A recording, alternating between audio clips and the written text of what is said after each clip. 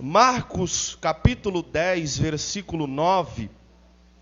E se a sua Bíblia ela tem aquela fita para você separar, marque aí com o dedo, não sei, coloque um objeto no meio e abra também em Salmos 115.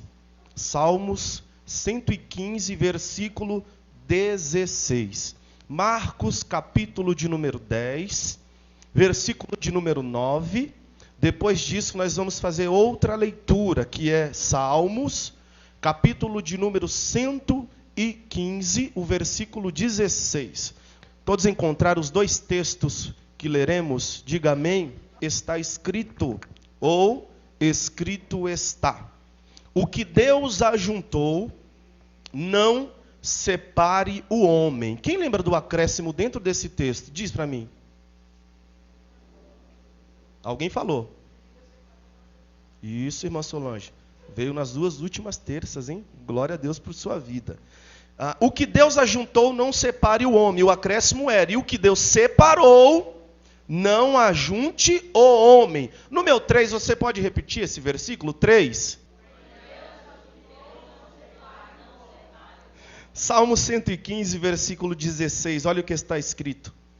Os céus são os céus do Senhor, mas a terra deu a ele aos filhos dos homens. Os céus são os céus do Senhor, mas a terra deu a ele aos homens, ou aos filhos dos homens. Você também pode repetir para ficar frisado este versículo, número 3. Na verdade, esse verso, né? Salmos não existe versículos, existe versos, são cânticos. Então, se é cântico, é verso. Amém? Número 3, 3.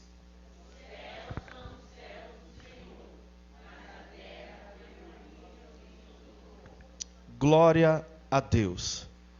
Queridos, nós estamos dentro de uma série de mensagens e nesta noite de hoje não será diferente. Deus, Ele vai falar ao teu coração. Nós estamos na terceira semana deste, podemos chamar desta pequena conferência onde Deus tem falado ao nosso coração e nós percebemos que quando Deus está falando conosco, nessas terças-feiras, a mensagem, ela não está partindo de baixo para cima. A mensagem, ela está vindo do alto para baixo e corações. Por exemplo, nós estamos falando aqui acerca do que Deus ajuntou e separou. Alguém já pensou dentro de si, pastor? O Senhor não está se precipitando, colocando algo dentro da Bíblia. Eu disse desde o começo que era um acréscimo e um breve pensamento que parte de coração humano para coração divino. De fato, o que está escrito é: o que Deus ajuntou, o homem não tem o poder de separar. E eu dizia, mas também eu entendo, que o que Deus separou, não queira o homem ajuntar. E Deus tem falado conosco, eu aprendi com Deus que durante essas terças-feiras Ele tem ardido a palavra no meu coração, me despertado muitas das vezes nas madrugadas para falar comigo conforme o nosso tema em apreço. Ora, quando eu olho para dentro da história da Bíblia, eu não consigo ver o homem colocando as mãos naquilo que Deus separou. O que Deus separou está separado. Se Deus colocou as mãos e disse, não mova-se, não haja, não coloque as tuas mãos. Porque quando nós tomamos a frente de Deus, queridos, isso não é jargão de pregador. Isso de fato está acontecendo. Não é que vai acontecer. Está acontecendo. Temos notado pessoas morrendo espiritualmente porque estão tomando a frente de Deus. E o que é interessante é o primeiro livro, eu preciso citar para nos trazer uma lembrança da primeira terça, é que Deus criou os céus e Deus criou terra. Diz o texto que a terra era sem forma e vazia. E o Espírito, ele andava sobre a face do abismo. Agora tem uma palavra profética aqui para quem gosta de palavra revelada. Deus disse, haja luz e houve luz. É mais ou menos Deus dizendo para você, eu não disse que eu vou agir? Fique tranquilo, eu continuo sendo Deus, eu não mudei não. Se eu disse na tua vida que viria uma luz no fim do túnel, ei, eu continuo sendo o mesmo Deus. Eu não mudo não. O homem ele se esquece, o homem ele muda, o homem ele se transforma. Mas Deus, todavia, todo tempo, se ele liberou uma palavra para alguém dizendo que ainda este ano de 2018 você viria algo extraordinário da presença de Deus. Ele está dizendo, se eu disse, vai acontecer. Se eu disse que haveria, vai haver. Porque Deus ele não se engana. Deus, quando ele diz algo, claro, que eu estou dizendo que quando Deus diz, se Deus disse, está decretado, queira o opressor, queira o maligno ou não, Deus, ele vai agir na tua vida. Outro detalhe, que quando Deus ele disse, haja luz, e houve luz, ele fez o quê? Uma separação distinta da luz e das trevas. Todas, eu vou dizer algo aqui, preste muita atenção, todas as criações de Deus, no final do texto ele vai dizer, e viu Deus que era bom. Deus, quando ele separa, faz expansão, separação entre águas e águas, céus e terra, luz e trevas, cria pássaros, gado, animais, peixe, dentre todas as criações, nós vamos perceber que Deus está dizendo, e viu Deus que era bom. Todas as criações, vocês não verão Deus na dúvida, dizendo assim, será que o que Deus formou de fato é bom para o homem? Será que de fato o que Deus criou é bom para o homem? Tudo que Deus fez, Moisés quando escreve, ele disse que Deus viu que era bom. No versículo 26 do capítulo 1, está acontecendo agora uma breve reunião no céu. E nessa reunião, o propósito de Deus com a Trindade trabalhando junto, eles estão com o propósito de formar o homem. E quando Deus forma o homem, dentro do versículo 27, conforme a imagem e conforme a semelhança, Deus ele não cria, ele forma. Há um detalhe interessante aqui. Deus criou tudo. E quando Deus cria tudo, ele criou dentro do haja. Haja luz e houve luz. Haja expansão e houve expansão. Haja separação e houve. Já o homem, Deus ele não disse, haja homem. O homem ele forma. E quando Deus forma o homem, ele forma, Fabi, de uma matéria chamada iatsa no hebraico. Essa matéria é a mesma que Jeremias diz, que quando o olheiro trabalhava na roda e caiu o vaso que era feito de iatsa, feito de barro. Então por que Deus não nos criou como criou a luz? Haja o Alisson Batista, haja Rodrigo Alves, haja Elizabeth, haja Thaís, haja Fabi. Por que Deus não criou o homem dessa maneira? Porque Deus ele tinha que te dar uma origem. A origem que Deus te deu é uma origem que pode ser moldada. A origem que Deus te deu é uma origem que ainda que se quebre, tem água, tem azeite. Deus te formou com origem, na sua presciência, ele já sabia o que ia acontecer. Lá no dia 24 de fevereiro, ele já sabia o que ia acontecer em janeiro de 2019. Não vai achando que Deus só te conheceu até o dia chamado hoje, não. Deus ele te conhece em 2020, Deus te conhece em 2050, Deus ele te conhece de eternidade até eternidade. Então quando ele nos forma, ele está nos dando uma origem. Aqui eu vou encontrar um ponto de partida para uma boa reflexão nesse dia chamado hoje. Deus, ele não formou o jardim do Éden. Deus, ele criou o jardim do Éden. Diz o texto que Deus, ele criou o jardim e colocou Adão dentro do jardim.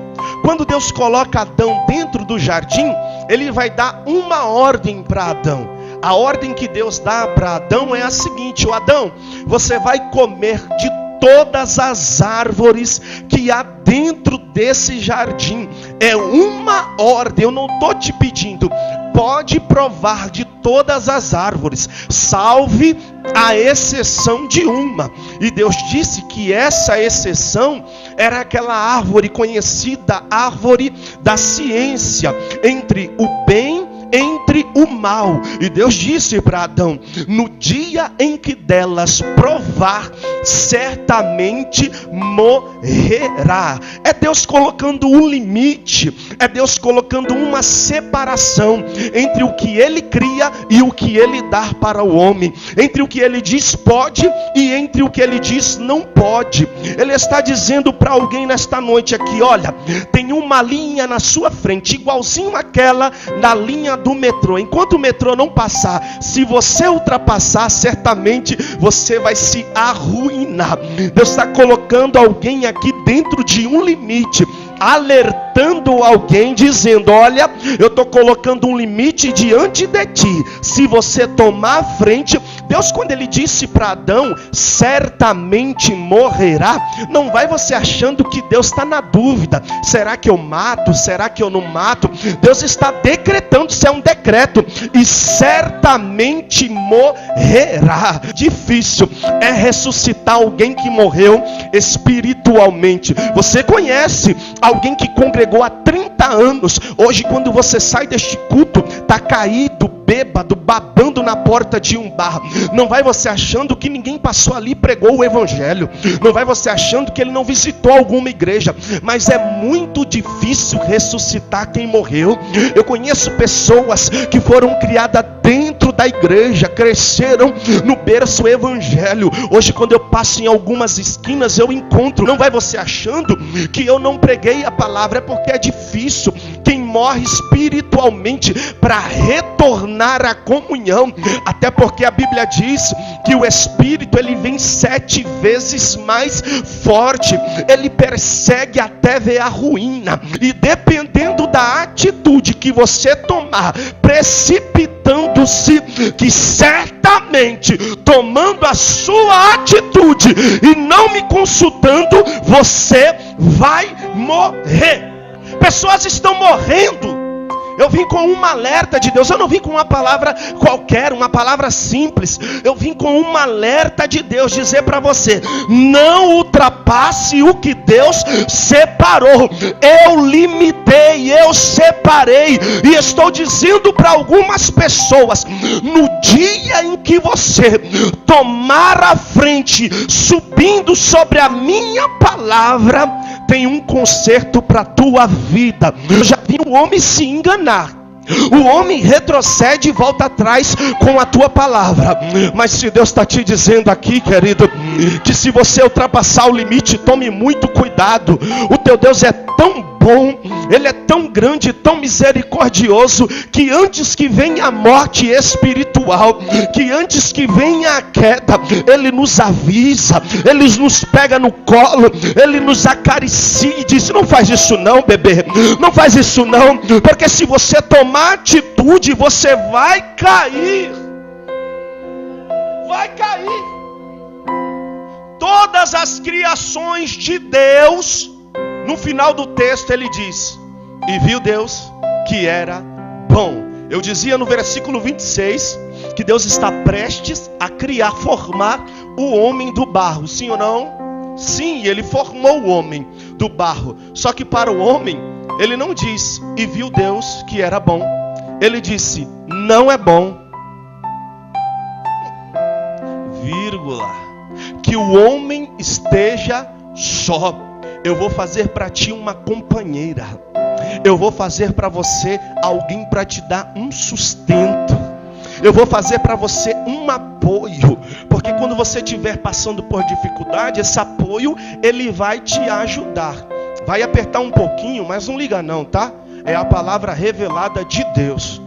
Já parou para perceber que quando Adão ele come do fruto, Tainá, Valdemar, quando Adão ele coloca as mãos naquilo que não era para colocar, ele se sentiu nu. E agora Deus está prestes a descer na viração do dia, porque Deus descia na viração do dia para cultuar com Adão. Nesse dia, quando Deus desceu, Adão se sentiu nu. E é assim que nós nos sentimos quando passamos do limite daquilo que Deus separou. Aí Adão vai dizer o seguinte, eu fiquei aqui encacucado com Adão, porque primeiro, Adão ele não assume a culpa que ele teve a escolha de provar também do fruto. A primeira coisa que Adão faz quando Deus questiona a Adão: ô Adão, você está onde? Eu estou escondido porque eu me sinto nu. Aí diz o texto que Adão, ao invés contrário de assumir a culpa, Adão ele vai dizer assim: foi a mulher que o Senhor me deu. Por que eu não assumo a culpa? É mais fácil jogar a culpa em alguém. Como por exemplo, dentro dessa reflexão, eu achei pelo menos 3 questões. Quantas questões? 3 questões. A primeira questão é eu jogando culpa. Por exemplo, Deus preparou uma casa para alguém. Aí Deus está dizendo para alguém: essa casa é maldição na tua vida ou é bênção? É bênção na tua vida. Só que eu gosto de jogar a culpa na casa. Eu respondo e explico: ah, pastor, eu não vou hoje porque eu tenho que arrumar a casa. Ô pastor, eu não vou porque deixei louça. Então para, ô Adão, de jogar a culpa nas coisas que Deus te deu. Deus te deu Eva para ser sustento. Deus te deu a casa para ser uma bênção na tua vida. Não, mas alguém está dizendo: ô pastor, é o meu emprego. Olhe para cá, Adão. Esse emprego que Deus te deu é maldição na tua vida? Com esse emprego que Deus te deu, está suprindo todas as tuas necessidades. Mas tem Adão que quando está vindo no caminho, nem chegou em casa, ele já está dizendo dentro dele: hoje eu não vou para o culto porque eu estou morrendo, porque eu estou cansado. Ô Adão, deixa eu falar algo para você. Este emprego que Deus colocou na tua vida é bênção, não é maldição não. Então para com isso de jogar a culpa em coisas. Para com isso de jogar a culpa em objeto. Para com isso de jogar as coisas, a culpa em alguém. A culpa é tua, porque você fez a escolha. Deus não criou robô, Deus criou homens para ter poder de escolhas. Alguém está colocando desculpa na casa, alguém está colocando desculpa no emprego. Olha só, foi graças a esse emprego que você conseguiu comprar o teu carro. Mas agora, o meu carro não sendo maldição na minha vida, é bênção, sim ou não? Eu prefiro um rolezinho, eu prefiro estar no shopping passeando antes de estar na casa de Deus. O que me importa é estar no rolê, o que me importa é estar saciando a minha carne. Adão, Deus está dizendo que essa casa não é maldição para você. Ô Adão, Deus está dizendo que esse emprego não é maldição para você. Esse carro não é maldição para você. Para de colocar as culpas em coisas. Para de colocar a culpa em alguém. É mais fácil assumir o erro. Fica muito mais bonito. Ó pastor, eu não quero ir, eu não vou porque eu não quero. Eu estou bem assim do jeito que eu estou. Ô Adão, você está bem do jeito que você está? Então continua do teu jeito. Vamos ver até onde você vai conseguir caminhando sozinho. Vamos ver até onde você vai conseguir rompendo os limites que Deus impôs para a tua vida. Vamos ver. Uma geração que não consegue assumir o erro. Sou eu quem estou errando. Não foi porque a irmã olhou feio para mim. Não foi porque a irmã não me cumprimentou. Se você não sabia, Deus colocou esse vaso do teu lado, essa irmã, esse irmão para te ajudar. A Bíblia diz: é melhor que nós venhamos a andar em 2 do que em 1. Porque quando um cai, o outro sustenta. Você está dizendo que é o seu irmão. Deus impôs limites. Deus impôs uma faixa. Ele está dizendo: não ultrapasse, não tome a frente de Deus. Eu vou explicar o meu breve pensamento para ninguém ficar com dúvida aqui. Gênesis no capítulo de número 12, versículo 10. Diz o texto que Abrão ainda, não Abraão. Abrão, ele desceu para o Egito. E quando Abrão desce para o Egito, o que eu encontro no Egito? Fome, crise e escassez. Não é as coisas, não são os lugares, não é o carro, não é a casa. Eu vou falar que sou eu para não parecer que é acusação. Sou eu. não é a escola, não é o trabalho, não é a faculdade, não é o vizinho, não é a rua onde moro, sou eu o problema. Eu vou explicar. No capítulo 12, versículo 10, Abrão, ele desce para o Egito. O que você encontra no Egito? Fome, crise, mas Abraão desceu. E quando Abrão desce, ele faz a diferença. Porque Deus me deu por herança. Deus falou para Abrão, eu vou fazer de ti uma grande nação. Você vai olhar para as estrelas dos céus, você não vai conseguir contar. É o que eu vou te dar de herança. Você vai pegar um punhado de areia do mar, você não vai conseguir, eu vou te dar por herança. Quando Abrão desce para o Egito, ele desce determinado. Porque quando eu estou determinado, por mais que na quarta-feira o ambiente é de maldição, eu pisei. Deus está dizendo para alguém aqui: eu te dei por herança. Quando você pisar os teus pés, o ambiente vai ser transformado. Deus, ele vai fazer alguma coisa naquele meio. Eu sou o problema. Então eu vou pedir para o meu encarregado trocar o meu setor. Eu vou fazer o seguinte: eu vou mudar de igreja. Eu não quero mais agora as mulheres intercessoras. Eu quero cantar nos valentes de Davi.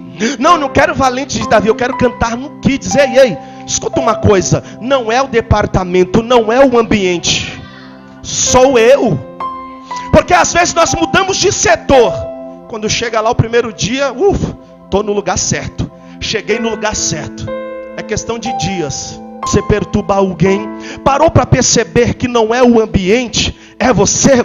Alguém diz: o meu vizinho é tripuloso, meu vizinho é só o sangue, vou colocar uma placa aqui de vende-se, eu vou vender essa casa e vou sumir. Você pode chegar lá em Orlando, se o problema é você, se você não foi tratado, se você não foi curado, se você não cresceu, não adianta mudar-se. Você precisa de mudança. Eu provo. Capítulo 13, versículo 1. Um salto do 12 para o 13. Aí Abraão agora está subindo do Egito. Rico em ouro, em prata, com Ló, com Sarai. Eu tirei uma lição disso aqui.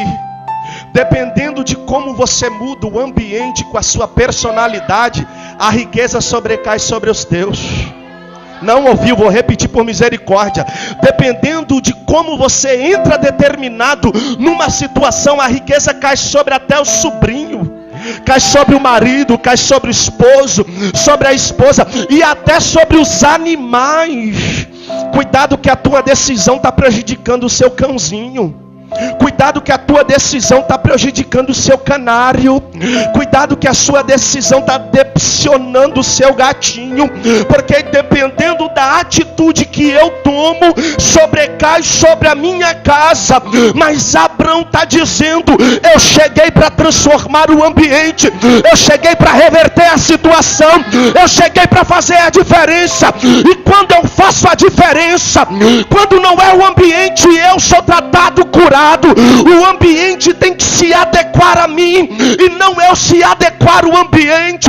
Eu sinto que eu estou pregando para uma igreja viva. A palavra de Deus está atingindo corações aqui nesta noite.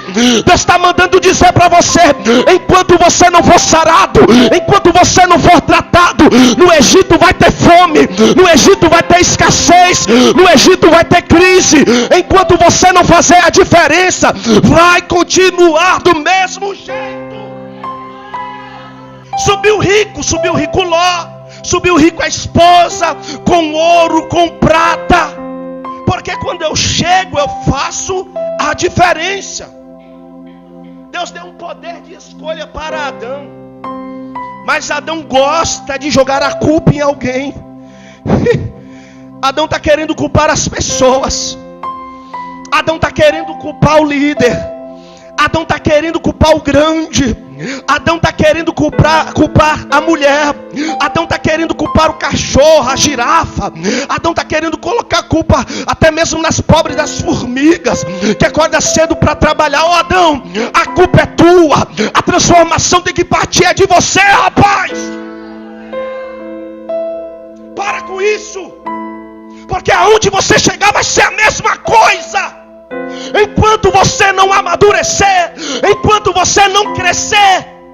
E eu já estou falando com a autoridade do Espírito Santo. Deus está falando com alguém aqui.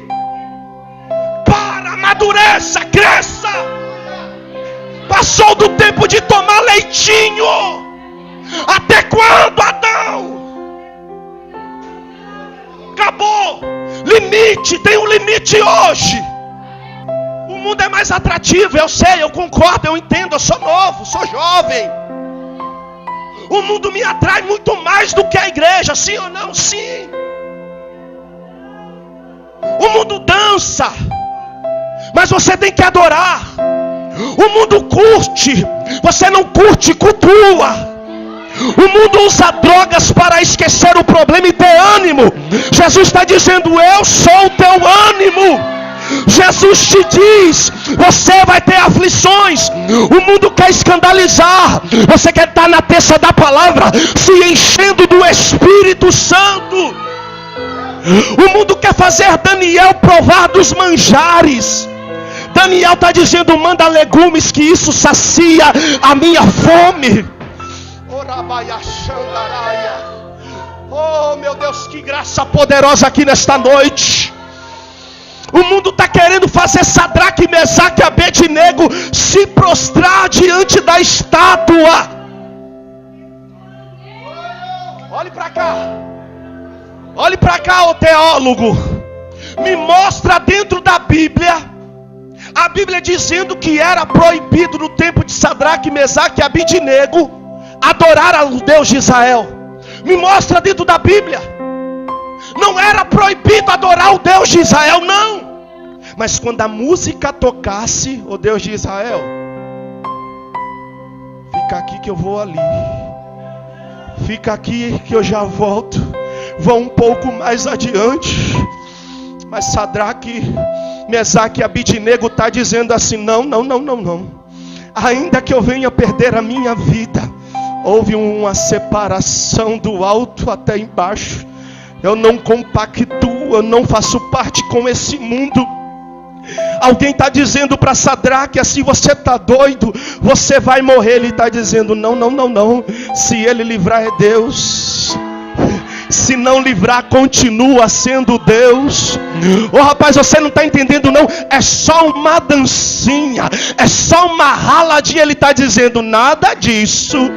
Ainda que Deus me queime, me fulmine, eu prefiro Deus de Israel.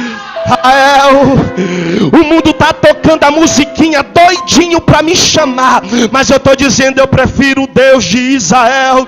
Mas a música é tão contagiante, a música está fazendo eu bater o pé, com uma pulsação musical, sentimento introdutório musical. Mas eu estou dizendo, esse sentimento é humano, é passageiro, logo passa. O que importa é o sentimento que vem de dentro para o sentimento do coração divino. Ô Sadraque, ô Mesaque, o mundo vai tocar uma musiquinha para você dançar. O mundo vai tocar uma musiquinha, e o grande detalhe que o mundo vai dizer para você, continua lá na plena paz, mas é só na sexta. Vai ter um rala-coxa, pode encostar, vai ter uma seresta, vai ter um baile, encosta, vai ser muito bom. No domingo você pede perdão, dobra os seus joelhos, adora a Deus e acabou. Sadraque, Mesaque, Abednego está entendendo que o rala-coxa não leva ninguém para o céu. Sadraque, Mesaque, Abednego está entendendo que o funkzinho, a baladinha gospel não leva ninguém para o céu. E o que leva alguém para o céu e não ser queimado na fornalha de fogo ardente? É o quarto homem que aparece dentro da fornalha e está dizendo para alguém assim, eu sou contigo, fique tranquilo, o mundo não vai te impulsionar, fique tranquilo, o fogo não vai te queimar, porque o quarto homem apareceu em Vila Iocuné e está dizendo para alguém aqui, eu coloquei o limite. Diz o texto em Salmo 115, versículo 16, que os céus são os céus mas a terra ele deu aos filhos dos homens. Está havendo aqui uma separação. Deus está dizendo assim: o céu é meu, tem uma linha para você vir para cá, mas a terra eu estou te dando. E não é de qualquer maneira que eu desço para cultuar como eu fazia na viração do dia, porque tem um limite. Tem um limite nessa noite aqui, para que eu suba no mais altos céus, no limite que Ele colocou, me dando terra e o céu é dele. Ele está dizendo assim: para você se encontrar é com vestes saradas, vestes limpas. Tanto é que quando Jesus, ou Deus, põe esse limite, Ele está dizendo agora lá no céu para Jesus: olha, tem um limite entre o céu e terra. Não aparece assim de qualquer maneira, não. Eu já vi aqui um útero agraciado. O nome dela é Maria, da cidade de Nazaré, lá dentro da Galileia. Vai lá, porque ela é agraciada.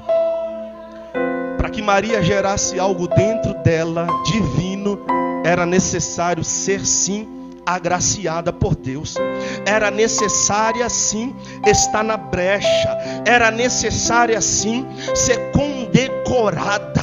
A palavra agraciada significa aquele que consegue de Deus a graça, aquele que alcança de Deus a misericórdia, aquele que recebeu de Deus o induto ou favor, aquele que está com muita sorte. Sabe por que Deus resolveu descer nessa terça-feira de feriado para alguém aqui? Porque Ele viu alguém aqui agraciado, porque Ele viu alguém aqui agraciada. Jesus é anunciado, nasce e cresce. Jesus, com aproximadamente 33 anos, segundo Lucas, ele agora está no caminho do Gólgota. Antes disso, para entender, para um bom entendimento, a Bíblia diz que tinha um cenário lá dentro do jardim do Getsêmani. Me pergunte qual era o cenário. O cenário era de dor, de sofrimento. Tanto é que Lucas vai dizer que Jesus, ele suou gotas de sangue. E a ciência de fato consegue provar isso. E quando Jesus está chorando, conversando com o Pai, Jesus ele ora desta maneira: Pai, se possível for, passa de mim este cálice. Porém, todavia não seja feita a minha vontade, mas a tua. Que eu entendo com Jesus usando essa expressão. Jesus está dizendo: Pai, eu estou sofrendo, mas a vontade é sua. Pai, eu estou no deserto, mas a vontade é sua. Ó Pai, eu estou sofrendo calúnia, mas a vontade é tua. Ó Pai, eu estou sofrendo acusações, mas a vontade é tua. Ó Pai, eu estou sofrendo pedradas, mas a vontade é tua. Eu estou sofrendo falsas difamações, mas a vontade é tua. Eu estou passando por uma situação de escassez, mas a vontade é sua. Está tendo crise no casamento, mas a vontade é tua. Estou tendo crise na vizinhança, mas a vontade é tua. Eu estou sofrendo aqui, mas a vontade é tua. E mediante ao que eu esteja passando, a vontade é tua. Diz que quando Jesus acaba de orar, vem um soldado juntamente com Malco e pega Jesus e leva para o Gólgota, onde Jesus seria crucificado. Jesus está apanhando. Me pergunte aonde estão os discípulos. Fugiram. Uma lição de Deus espiritual para a sua vida. No momento de sofrimento vai ser você mesmo. No momento de sofrimento os amigos vão olhar só de longe. Vai dizer para você: se ele passar dessa crise, eu encosto, porque eu sei que vai ter. Mas enquanto ele não passar dessa crise, eu vou ficar de cá só observando. Se ele não passar da crise, eu não encosto, não quero amizade. Alguém está dizendo isso para alguém aqui. Mas se ele passar da crise, eu encosto. Pedro sumiu, abandonou Jesus. Bartolomeu, João, Tiago, todos os discípulos sumiram e ficaram de longe avistando. Sabe por quê? É porque Deus vai mandar uma providência da onde ninguém espera. A Bíblia diz que surgiu um certo Simão chamado Cirineu para ajudar Jesus. Jesus não estava aguentando carregar aquela cruz. A Bíblia diz que o Simão ajudou ele a chegar até o ponto final. Mas Jesus não conhecia Cirineu. É porque a ajuda que está vindo para você, talvez você não dá nada. A ajuda que está vindo para você, você não conhece, você nunca viu. A Vivi pegou, é a providência de Deus para a vida de alguém. Está vindo de onde você menos espera, mas está chegando. Pastor, que dia que vai chegar? Não importa. O que importa é que o dono da providência está liberando uma palavra profética para alguém. Está chegando ajuda de onde você menos espera. Qual é o nome da ajuda? Não sei. Mas está chegando quando? Não importa. Está chegando. Jesus está sendo crucificado agora, sim ou não? Jesus, antes de ser crucificado, João 19, versículo 30, diz o texto, Gabriel, que Jesus, ele deu aquele brado famoso: a dívida está paga. Pecou? Pecou? Pecou? Coisas passadas, já paguei o preço. Errou? Errou? A dívida foi paga, já paguei o preço.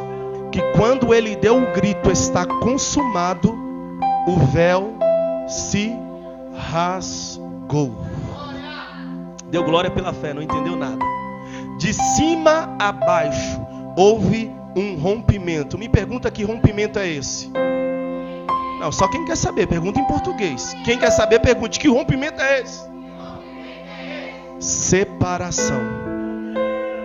Ele está dizendo: eu estou te separando da lei do pecado. Estou derramando graça sobre a tua vida. Eu estou te separando da lei que dei para Moisés e estou entrando com vida na tua vida. Eu estou separando Antigo Testamento do Novo Testamento. Eu estou dando vida para a sua vida. Deus está dizendo que quando eu separo, o homem não pode entrar, o homem não pode operar. Ei, Deus está derramando graça sobre a tua vida. Ele disse: está consumado. E houve uma separação. Ele te tirou do pecado. Ele te resgatou do lamaçal do pecado. Ele está tirando da maldição. Você agora não é mais escravo. Você é santo, pertence a um só Deus e um só Senhor. Eu encerro com essa reflexão. Assuma suas culpas. Assuma que é você. Você vai ver que você vai ter mais maturidade. Você vai ver que você vai ter mais estrutura. A partir do momento que você entende: eu errei, estou sofrendo a consequência, não foi Beltrano, não foi Ciclano, a culpa é minha. E aí, é só orar e pedir misericórdia. Quando você estiver fazendo essa oração, por causa da tua escolha, leia Romanos 9,15. E terei misericórdia de quem eu quiser, e me compadecerei de quem eu quiser.